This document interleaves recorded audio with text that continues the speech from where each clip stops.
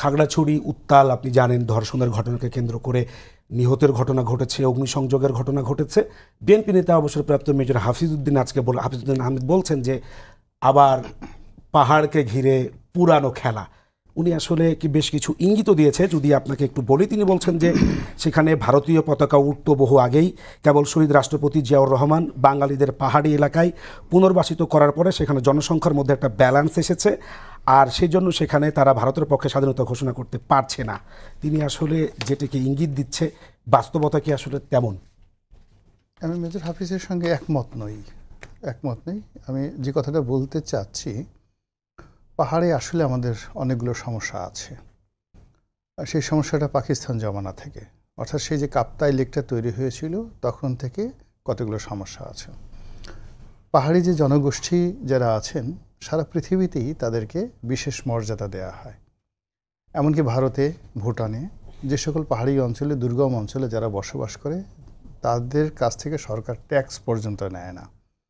আমি একটা সেমিনারে ভুটানের স্বাস্থ্যমন্ত্রীর সঙ্গে ছিলাম, তো বললো যে ভুটানের যে দুর্গম এলাকা, ওই এলাকাতে যদি আমাদের ক্যান্টনমেন্ট স্থাপন করতে হতো, সেই ক্যান্টনমেন্ট স্থাপন করতে আমাদের যে খরচ যেত তার 100 ভাগের 1 ভাগ, মানে 1% খরচও আমরা সেই পাহাড়িদের করি না। আমরা শুধু তাদেরকে অটোনমি দিয়ে রেখেছি। অটোনমিতে দিয়ে রাখার কারণে তারাই তাদের নিজেদের স্বার্থে এই পাহাড়কে তারা নিরাপত্তার মানে বহুতে যাকে বলে আটকে রাখছে। এবং ওখানে বিদেশি শক্তি বলেন, আমাদের দেশি শক্তি কোনো অবস্থায় নেই না, পুরো জিনিসটা তাদের মধ্যে করে রাখছে। তা আমাদের এই যে পাহাড়ি অঞ্চল, এই পাহাড়ি অঞ্চল তো হঠাৎ করে 1971 সনে হয়নি। এই পাহাড়ি অঞ্চল সুলতানি জামানাতে ছিল, পাহাড়ি অঞ্চল চন্দ্রগুপ্ত মৌর্যের জামানাতে ছিল, পাহাড়ি অঞ্চল মুঘল আমলও ছিল। হাজার বছরের যে ইতিহাস পাহাড়কে কেন্দ্র করে, এবং যারা ইতিপূর্বে দিল্লি থেকে শাসন করেছে, পিন্ডি থেকে শাসন করেছে, কলকাতা থেকে শাসন করেছে, মুর্শিদাবাদ থেকে শাসন করেছে, এমনকি এই যে রোহিঙ্গাদের যে অঞ্চল আরাকান, এখান থেকেই তো বাংলা ভাষার সৃষ্টি। তো প্রায় 800 বছর, 800 ইয়ার্স আমাদের গ্রেটার চট্টগ্রাম তো এই রোহিঙ্গাদের অধীন ছিল, মানে আরাকান রাজ্যের অধীন ছিল, তখনও পাহাড় ছিল।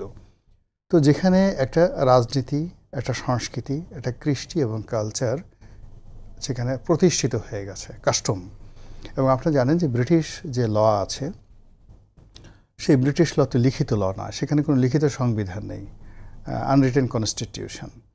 তো সেই কনস্টিটিউশন এবং ব্রিটিশ লিগেসি, তাদের ঐতিহ্যের একটা বড় বিষয় হলো যে কোনো একটা সমাজে যখন একটি কাস্টম হয়ে যায়, প্রথা হয়ে যায়, ওই প্রথা আইনি গুরুত্ব এত বেশি, কোনো সাংবিধানিক আইন, কোনো সুপ্রিম কোর্টের সর্বোচ্চ আইন দিয়ে কখনো প্রথার উপর কোনো আইন করা যাবে না।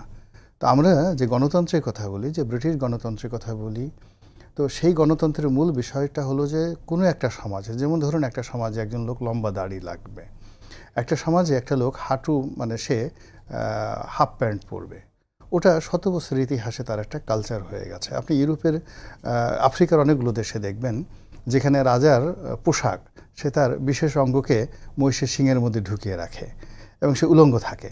এটা তাদের একটা কালচার, এবং সেই কালচার নিয়ে কিন্তু সে জাতিসংঘের এসে ভাষণ দিয়ে যাচ্ছে, আমরা দেখেছি। তো এই যে কালচারটা বা কাস্টমসটা, আপনি এটাকে শরিয়াতি বিচার করতে পারবেন না, মারফতি বিচার করতে পারবেন না। ও দাঁড়িয়ে রাখলো কেন, আপনি তাকে কেটে দিতে পারবেন না, কোনো অবস্থাতেই পারবেন না। কেন না, ওই যে কালচারটি, এটি যে কোনো সুপ্রিম লয়ার্সিতে বেশি। আমাদের পাহাড়ে যেটা আমি বলছি, আমাদের পাহাড়েও একটা আইন আছে, পাহাড়ের একটা আইন আছে যেটা 1000 বছর ধরে ওই অঞ্চলে মানে জনবসতি তারা মেনে আসছে। আমরা প্রথম ইন 1971 পাহাড়িদেরকে বাঙালি বানানোর চেষ্টা করেছি। এটা ভুল ছিল, এটা কোনো অবস্থাতেই রাইট ছিল না। আবার সেই দ্বিতীয় যে ভুলটা, জিয়াউর রহমান সাহেবের জামানাতে আবার সেই বাঙালি মানে পাহাড়ে বাঙালি বসবাস করানোটা, এটা যে যত কথাই বলুক না কেন, আই ডু নট সাপোর্ট ইট।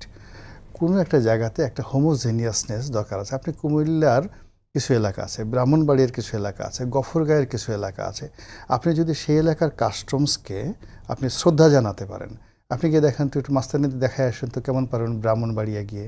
পারবেন না, সেখান থেকে যান নিয়ে আসতে পারবেন না।